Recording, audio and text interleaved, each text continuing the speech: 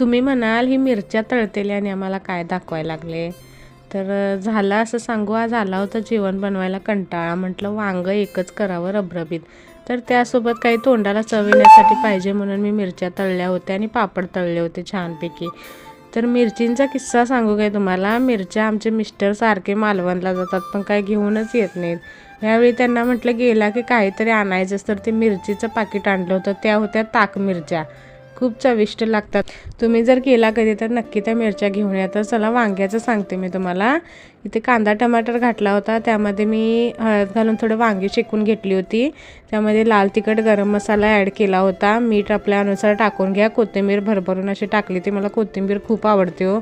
शेंगदाणे टाकले होते आणि पाणी एक दीड ग्लास वतून घेतलं होतं मी, म्हणजे शिजल्यानंतर हे पाहू शकता असं मस्त रबरबीत असं वांगं झालेलं आहे.